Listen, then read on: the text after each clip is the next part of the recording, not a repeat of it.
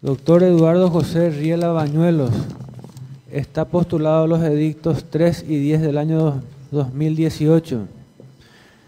Tiene 68 años de edad, nacido el 10 de agosto de 1949, egresado de la Universidad Nacional de Asunción, doctor en Ciencias Jurídicas por la Universidad Nacional de Asunción, con la tesis doctoral La importancia de los organismos supranacionales en el Mercosur, con la calificación distinguido.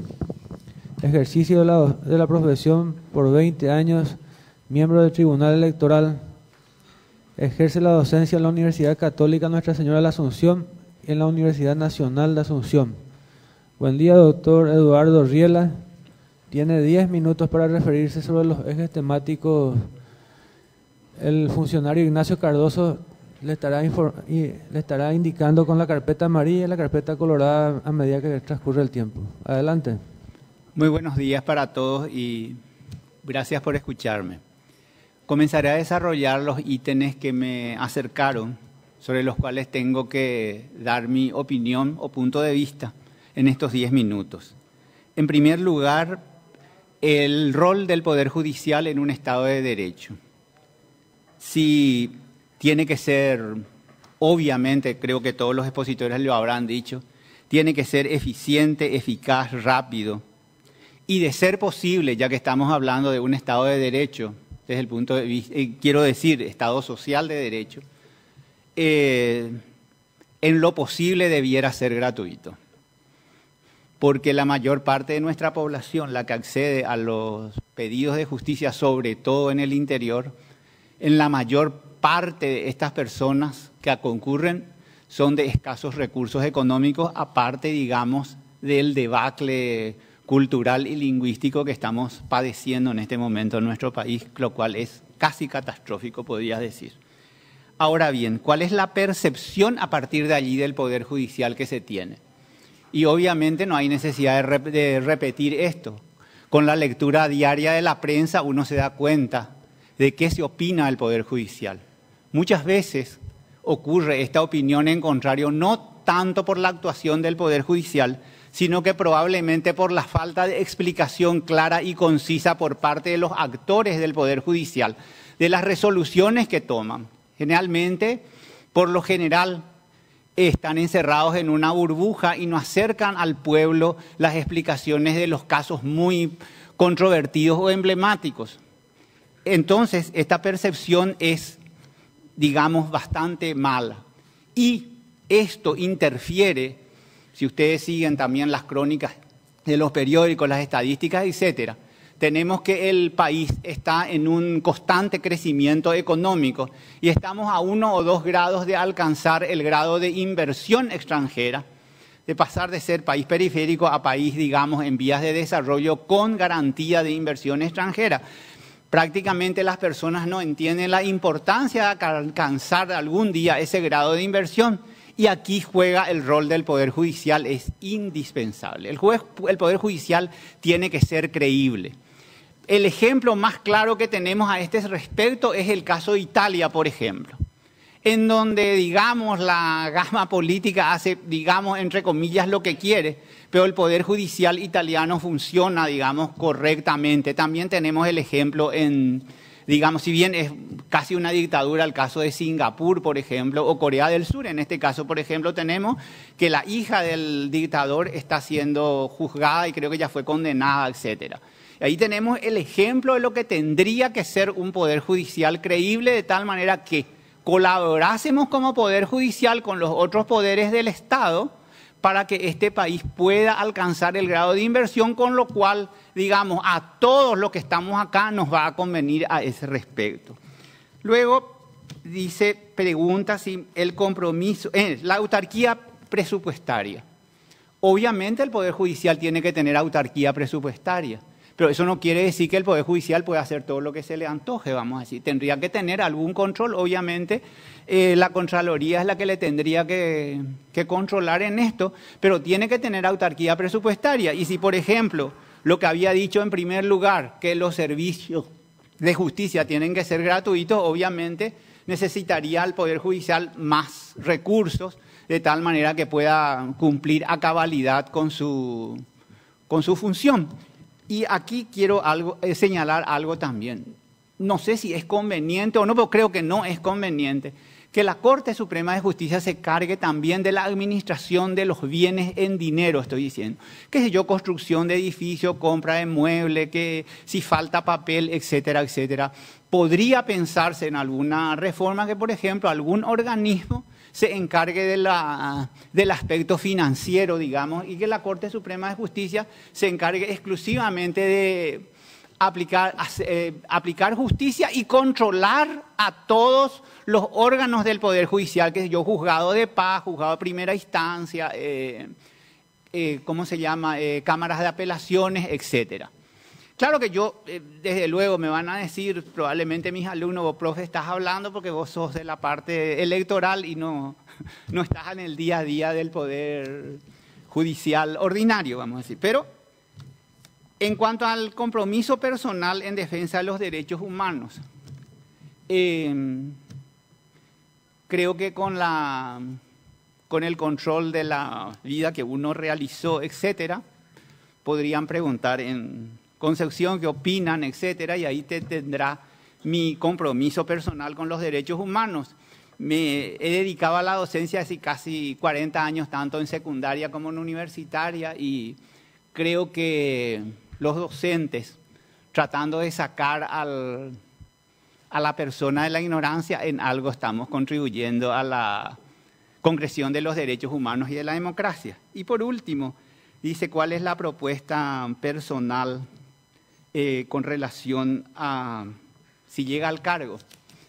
Y digamos que voy a instar, sé perfectamente que es un cuerpo colegiado, que no voy a poder hacer lo que yo quiera, pero voy a instarles, primero en privado y luego con algún testigo y por último públicamente, a que seamos eficientes, eficaces, es más o menos lo que señalé que debiera ser el Poder Judicial en el Paraguay, porque debemos colaborar con los otros dos poderes del Estado para que el Paraguay alcance los grados de desarrollo que se merece este país. Porque otra cuestión que me preocupa con relación a esto, creo que en los concursos anteriores ya había dicho, me preocupa enormemente y trataría de convencer a los otros miembros del poder de la Corte de hacer eso. La matriculación masiva que estamos haciendo los abogados. Y prácticamente como Corte no controlamos nada, presentan el título y tal. Creo que ya había dicho en el concurso anterior. Yo, de tener la posibilidad, haría lo siguiente. A todo aquel que quiera ser matriculado, volvería a los inicios de la creación de la universidad, el famoso trivium. Le tomaría un examen sobre gramática, que es la lectoescritura, sobre retórica, sabe expresarse en forma oral, y por último, en lógica. Emite lógicamente el pensamiento que está realizando, y a partir de ahí el que pase el examen, obviamente no le voy a preguntar qué dice el código, etcétera, se supone que si tiene el título de abogado ya aprendió. Haría eso. Y otra de las cuestiones que instaría a los jueces y a los miembros de la Corte Suprema de Justicia es que cuando tengamos algún caso problemático y que llame la atención a la ciudadanía, una vez que se haya emitido la resolución, generalmente la emitimos en términos muy técnicos, y como señalo, el debacle cultural y lingüístico en nuestro país es total y absoluto. Entonces no cuesta nada que el juez que dictó esa resolución salga por los medios masivos, se haga entrevistar por los periodistas, etcétera, y explique a las personas la razón de su voto, así como tenemos que explicar a los niños del preescolar cuando van ingresando al sistema educativo. Eso es lo que tenía que decirles en cuanto a los 5 puntos que me habían acercado. Muchas gracias, doctor. Antes de continuar, quiero informar que nos pueden seguir a través de la página del Consejo de la Magistratura, teniendo en cuenta que TV Cámara también tiene que transmitir la sesión del Senado. Tiene la palabra los miembros del Tribunal de Honor. La doctora María Angélica Calvo. Doctor, ¿cómo eliminaría o trataría de eliminar la corrupción y la mora judicial en Capital? Bueno, desconozco lo que ocurre en Capital, pero nosotros en el Tribunal de Concepción, en el Tribunal Electoral, no tenemos ningún solo caso en mora. Ahora, eso sí, ¿cómo haría? Le instigaría, después le explico lo de Concepción. Le instigaría a que cumplan sus funciones y para eso nos han contratado. Tenemos que administrar justicia y resolver. En cuanto a la corrupción, creo que es un trabajo facilísimo controlar la corrupción, no solamente los jueces, sino que todos los funcionarios del Poder Judicial. ¿Por qué no se hace una auditoría de bienes? ¿Cuánto tenían cuando ingresaron? ¿Cuánto tienen ahora? ¿Cómo alguien que entró, digamos, hablando pronto y barato con una mano adelante y otra atrás, hoy tiene un auto que vale $50.000? ¿Cómo consiguió eso? Es sencillo, sencillamente revisando las declaraciones de bienes y no solamente de la persona. Claro, me van a decir, vos sos un solterón, no tenés señora ni hijo. Bueno, listo, perfecto. Pero a los que tienen, ¿cuánto tiene la señora? O si la señora es la que está en el Poder Judicial, ¿cuánto tiene el marido? ¿Cuánto tienen los hijos? O los nietos. Sencillamente esa manera como se tiene que hacer. Sí, en realidad se quiere hacer. Porque esa es otra de las cuestiones. Gracias. En cuanto a la mora, le quiero contestar que, digamos, en el tribunal los tribunales electorales del interior, cuando también cumplimos una cierta función de tribunal de cuentas, cuando los municipios o las gobernaciones de nuestra jurisdicción despiden a sus funcionarios. Entonces, por lo general, las sentencias siempre salen a favor de los despedidos. Porque por lo general las autoridades administrativas, ni intendentes ni gobernadores, hacen el famoso juicio administrativo previo.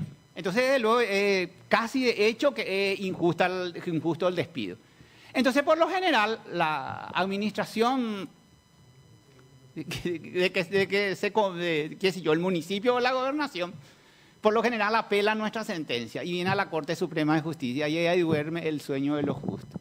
Y después de muchísimo tiempo va con perención de instancia por lo general, y entonces nosotros tenemos que poner cúmplase. Gracias. Muchas gracias, doctor. Tenemos consulta de auditorio, doctor. Sí. ¿Cómo piensa combatir la acuciante corrupción y el nepotismo en la Administración de Justicia que se hace eco por los medios de prensa en forma permanente? Creo que la corrupción ya contesté. Sencillamente haciendo un cotejo de los bienes que tenían cuando ingresaron y de sus familiares. Porque ya que ingresan al Poder Judicial uno tiene que ser transparente. No me vengan a decir, yo estoy en la corte y a mí nadie me puede investigar. No, señores.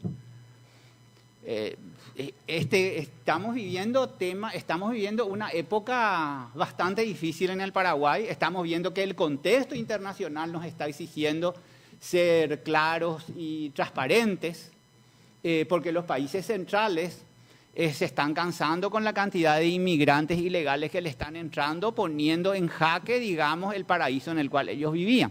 Entonces nos están exigiendo a los países llamados periféricos, guste o no guste el término, que seamos honestos, transparentes y demás cosas. Por lo tanto, a ponerse las pilas y tenemos que hacer eso. En cuanto al nepotismo, y si yo llego a la corte le voy a decirle, ya demasiado miembro de tu tribu está acá adentro, etcétera. Sí. Obviamente conmigo no van a tener ese problema, ¿no?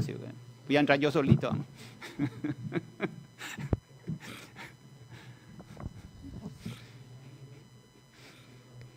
¿Qué opinión le merece si debe mantener la dependencia de admisibilidad en la Corte Suprema de Justicia? Admisibilidad de los casos. De inconstitucionalidad. De inconstitucionalidad. Y si los que se encargan de controlar esa admisibilidad va a ser algún miembro de la Corte Suprema de Justicia o los funcionarios encargados de eso tienen un grado de preparación suficiente, considero que es correcto de tal manera de estar evitando tantos casos que, digamos, al final entorpecen probablemente el funcionamiento en sí de la cuestión, sí, porque las pocas veces que estuve en el seno de la Corte Suprema de Justicia he visto que tienen expedientes, pero por montones y prácticamente en unos carritos acarrean los expedientes, es decir. Muchas gracias, doctor. La siguiente consulta. Si llega al cargo, ¿por cuánto tiempo es su mandato o se va a declarar inamovible?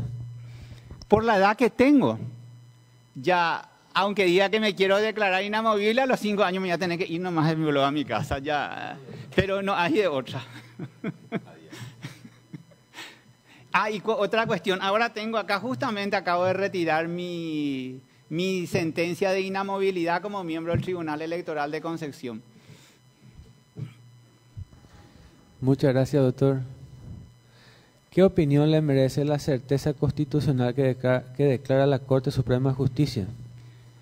Y de acuerdo a todas las opiniones que existen al respecto, es algo que por lo cual no está habilitada la Corte, porque la Corte tiene que resolver cuestiones litigiosas, no es un organismo de consulta. La siguiente consulta. ¿Qué piensa de la huelga judicial? Y ahí no le va a gustar a los funcionarios, probablemente por eso no me van a nombrar. No tienen que hacer huelga. Es inconcebible que un servicio público del Estado se pase haciendo huelga. Les gusta el sueldo, se quedan. No les gusta, a su casa. Ni siquiera, también probablemente mis colegas jueces se van a enojar conmigo al respecto. Es decir, si nos pueden pagar, nos pagan, si no nos pagan, bueno, es el sueldo que puede pagar el Paraguay. Probablemente se van a enojar, no me interesa eso a mí. Es lo que yo pienso. Muchas gracias, doctor. La siguiente consulta dice, ¿qué piensa del expediente electrónico?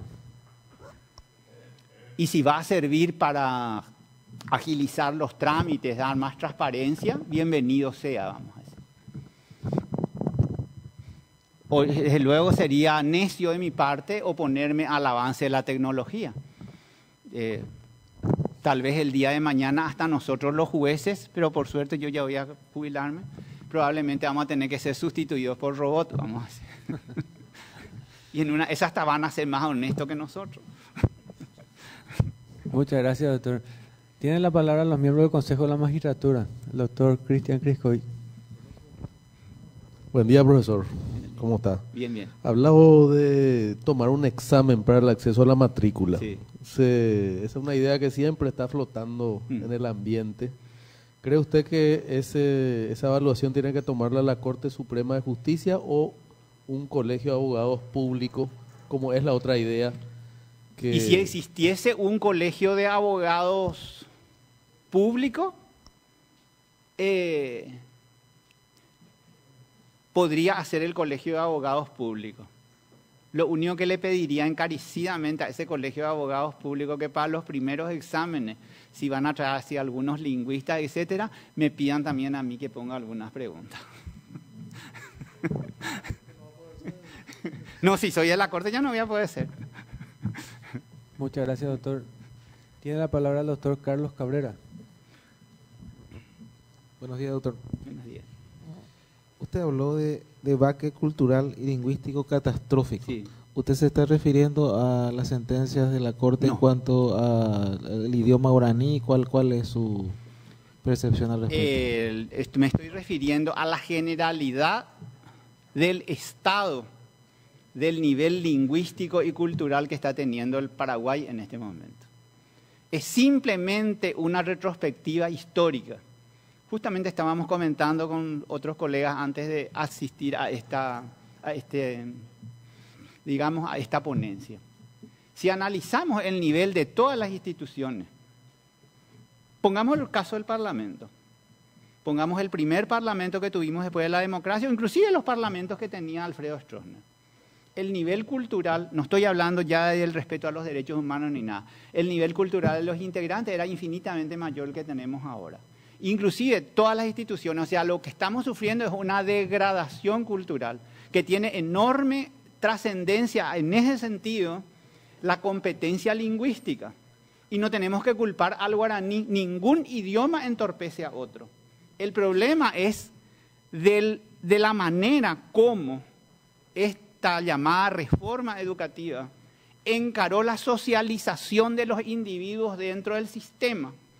Entonces, el acceso lingüístico de las personas cuando acceden a la educación primaria, me estoy refiriendo, secundaria, etcétera, etcétera, digamos, están cometiendo ciertos errores que lingüísticamente no debieran haberse hecho.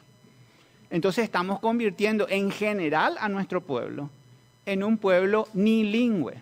Por lo tanto, se da un diálogo de sordos en el Paraguay. Es lo que les dije, es decir, yo dicto una sentencia, tal vez hace 20 o 30 años atrás, una gran parte de la población paraguaya hubiese entendido el contenido de esa sentencia.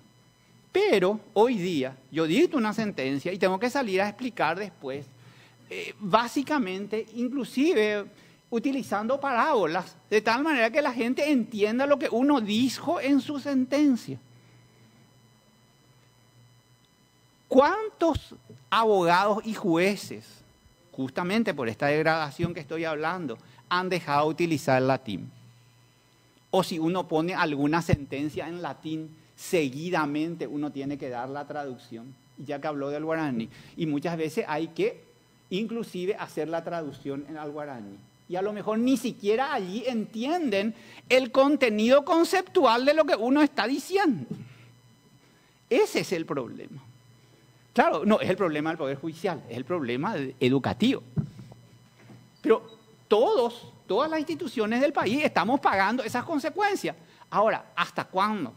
Es la pregunta acá. Y ya que estamos hablando de, vamos a decir, ascendencia latina, debería decir, ¿hasta cuándo, Catilina, seguirás abusando de nuestra paciencia? Muchas gracias, doctor. Diputado, ¿va a hacer una consulta? Muchas gracias, doctor. Con esto damos por terminada su exposición. Muchísimas gracias y buenos días.